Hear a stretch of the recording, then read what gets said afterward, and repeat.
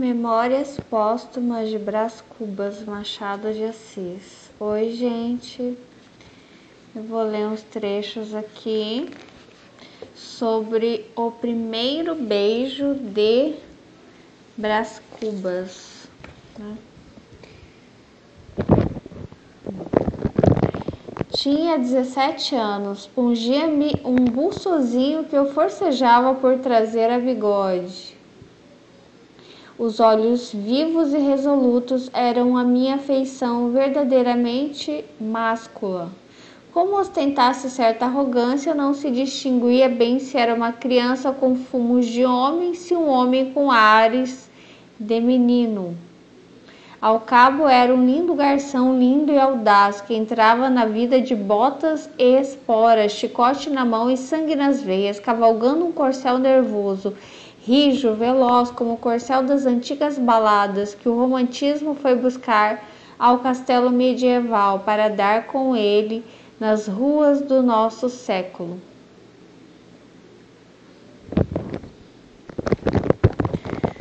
Aí nós vamos chegar até a tal da Marcela. A que me cativou, quem foi? Uma dama espanhola, Marcela, a linda Marcela, como lhe chamavam os rapazes do tempo. E tinham razão os rapazes. Era filha de um hortelão das Astúrias, disse-me ela mesma, num dia de sinceridade, porque a opinião aceita é que nascera de um letrado de Madrid, vítima da invasão francesa, ferido, encarcerado, espingardeado, quando ela tinha apenas 12 anos. Coças de Espanha. Quem quer que fosse, porém, o pai letrado, o hortelão, a verdade é que Marcela não possuía a inocência rústica e mal chegava a entender a moral do código. Era boa moça, lépida, sem escrúpulos, um pouco tolhida pela austeridade do tempo, que lhe não permitia arrastar pelas ruas os seus estouvamentos e berlindas, luxuosa, impaciente, amiga de dinheiro e de rapazes.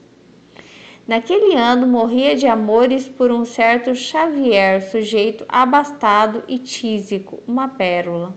Via-a pela primeira vez no Rocio Grande, na noite das luminárias, logo que constou a declaração da independência, uma festa de primavera, um amanhecer da alma pública.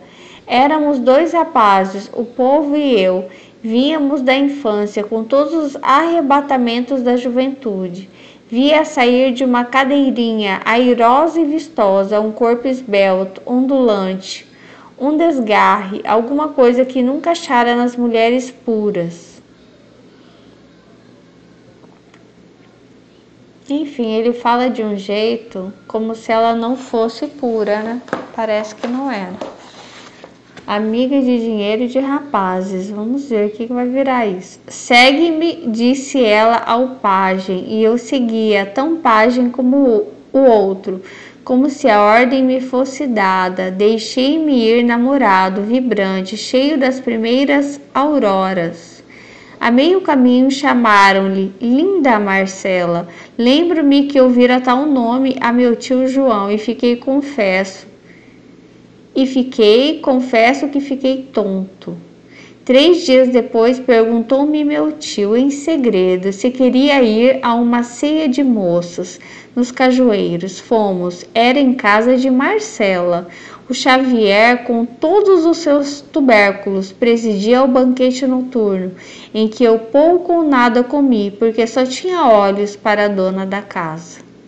Que gentil que estava a espanhola! Havia mais uma meia dúzia de mulheres, todas de partido, e bonitas, cheias de graça, mas a espanhola, o entusiasmo, alguns goles de vinho, o gênio imperioso, estouvado, tudo isso me levou a fazer uma única coisa. À saída, à porta da rua, disse a meu tio que esperasse um instante, tornei a subir as escadas. Esqueceu alguma coisa? Perguntou Marcela de pé no patamar. O lenço. Ela ia abrir-me caminho para tornar à sala e segurei-lhe nas mãos. Puxei-a para mim e dei-lhe um beijo. Não sei se ela disse alguma coisa, se gritou, se chamou alguém, não sei nada. Sei que desci outra vez as escadas veloz como um tufão e incerto como um ébrio. Tipo, sabe a criança quando aperta a campainha e sai correndo? Assim que ele a beija. Dá um beijo e sai correndo. Com medo da reação dela. Marcela, mas ela gostava de outro rapaz, né? O tal do Xavier. Gastei 30 dias para ir do Rocio Grande ao coração de Marcela, não já cavalgando o corcel do cego desejo, mas o asno da paciência. Há um tempo manhoso e teimoso, que em verdade há 2 meios de granjear a vontade das mulheres, o violento como o touro de Europa e o insinuativo como o cisne de Leda e a chuva de ouro de Danae. 3 inventos do Padre Zeus que por estarem fora da moda aí ficam trocados no cavalo e no asno. Enfim, vamos adiantar um pouco aqui. Primeira comoção da minha juventude, que doce que me foste, tal devia ser na criação bíblica o efeito do primeiro sol. Imagina tu esse efeito do primeiro sol a bater de chapa na face de um mundo em flor, pois foi a mesma coisa, leitor amigo, e se alguma vez contaste 18 anos, deves lembrar-te que foi assim mesmo.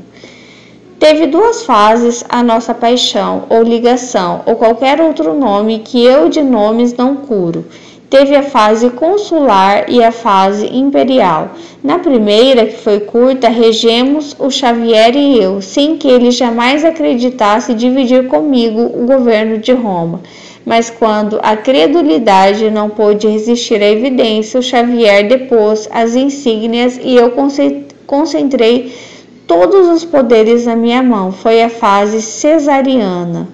Era meu universo, mas, ai triste, não era de graça. Aqui ele fala que a fase de paixão com a Marcela teve 2. A primeira, ele dividia ela com um amigo dele, o Xavier, que já estava com ela há mais tempo. E depois ele a teve só para ele, mas não era de graça. Vamos ver o que ele vai contar aqui. E ele já disse que ela não era pura, né? Foi-me preciso coligir dinheiro, multiplicá-lo, inventá-lo. Primeiro explorei as larguezas de meu pai. Ele dava-me tudo o que eu lhe pedia, sem repreensão, sem demora, sem frieza. Dizia a todos que eu era rapaz e que ele o fora também. Mas a tal extremo chegou o abuso que ele restringia um pouco as franquezas. O pai dele falava, ele é homem, eu fui também, eu sou também, eu também pagava, né? Eu já tive a minha Marcela também, Mas, e é dinheiro nessa Marcela, olha aqui. Era pouco, lancei mão de um recurso último, entrei a sacar sobre a herança de meu pai, a assinar obrigações que devia resgatar um dia com usura. Ou seja, ultrapassou tudo, né?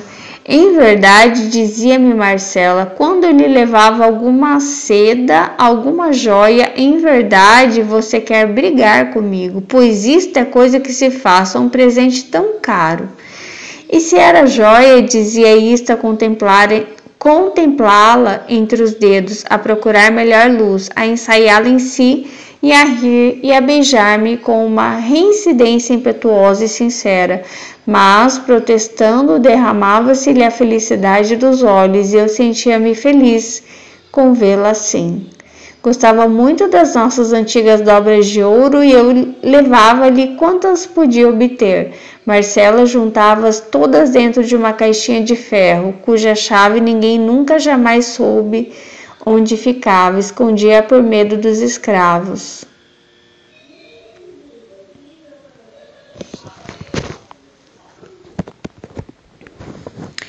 Marcela amou-me durante 15 meses e 11 contos de réis, nada menos. Meu pai, logo que teve a aragem dos 11 contos, sobressaltou-se deveras, achou que o caso excedia as raias de um capricho juvenil. Desta vez, disse ele, vais para a Europa, vais cursar uma universidade, provavelmente Coimbra.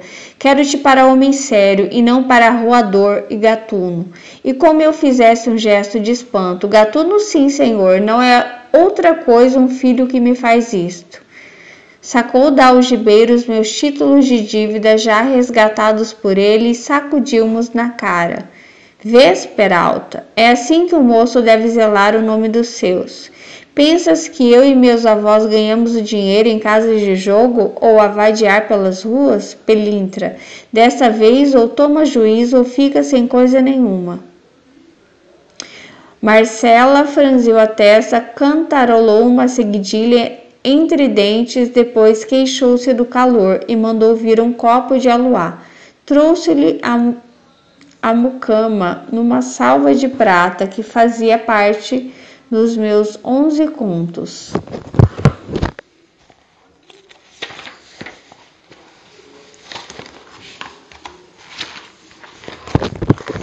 Marcela ofereceu-me polidamente o refresco. Minha resposta foi dar com a mão no copo e na salva. Entornou-se-lhe o líquido no regaço.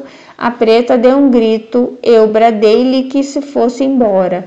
Ficando a sós, derramei todo o desespero de meu coração. Disse-lhe que ela era um monstro, que jamais me tivera amor, que me deixara descer a tudo, sem ter ao menos a desculpa da sinceridade. Chamei-lhe muitos nomes feios, fazendo muitos gestos descompostos. Marcela deixara-se estar sentada a estalar as unhas dos dentes, fria como um pedaço de mármore. Tive ímpetos de a estrangular, de a humilhar ao menos, subjugando a meus pés. Ia talvez fazê-lo, mas a ação trocou-se noutra. Fui eu que me atirei aos pés dela, contrito e súplice.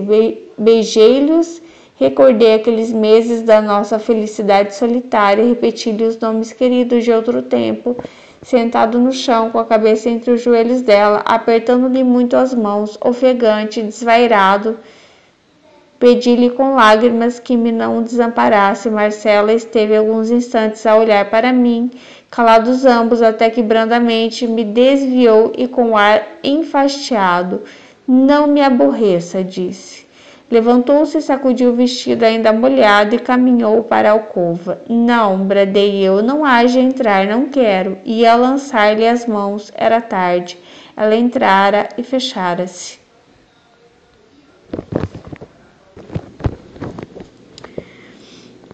Marcela estava reclinada numa rede, o gesto mole e cansado, uma das pernas pendentes, a ver-se-lhe o pezinho calçado de meia de seda, os cabelos soltos derramados, o olhar quieto e sonolento. Vem comigo, disse eu, arranjei recursos, temos muito dinheiro, terás tudo o que quiseres, olha, toma. E mostrei-lhe o pente com os diamantes. Marcela teve um leve sobressalto, ergueu metade do corpo e, apoiada num cotovelo, olhou para o pente durante alguns instantes curtos. Depois retirou os olhos, tinha-se dominado. Então eu lancei-lhe as mãos aos cabelos, coligi-os, enlacei-os à pressa, improvisei um toucado sem nenhum alinho e rematei-o com um pente de diamantes. Recuei, tornei a aproximar-me, corrigi-lhe as madeixas, abaixei-as de um lado, busquei alguma simetria naquela desordem, tudo com uma minuciosidade e um carinho de mãe.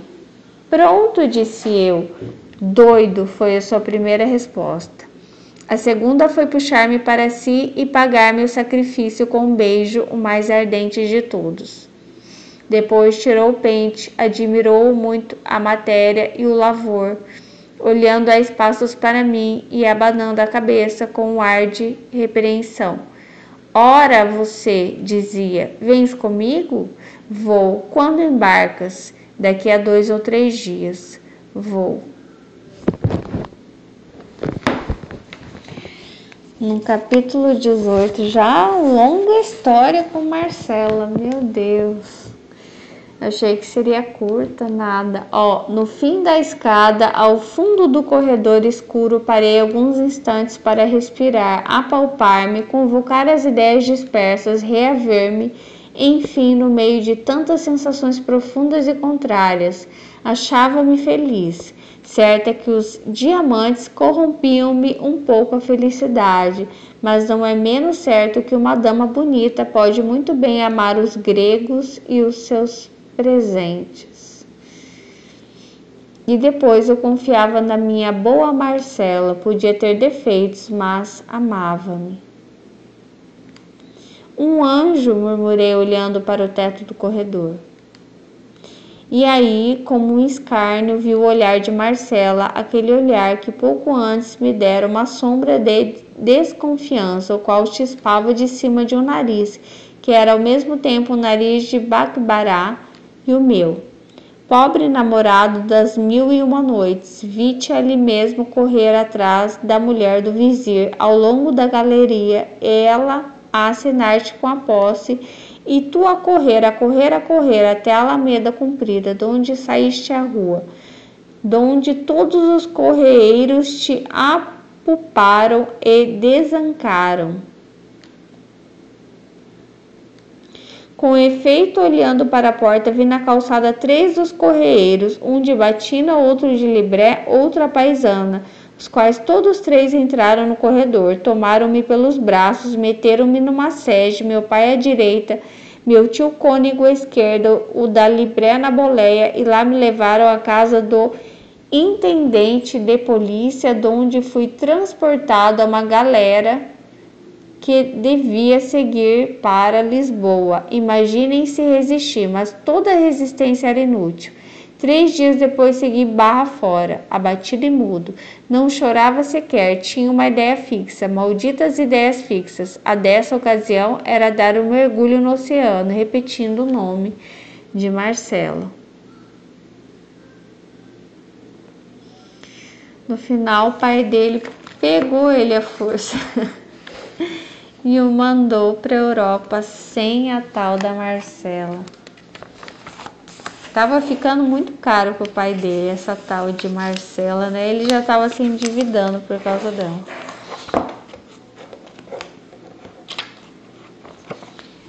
Mas ele chamava ela de anjo, né?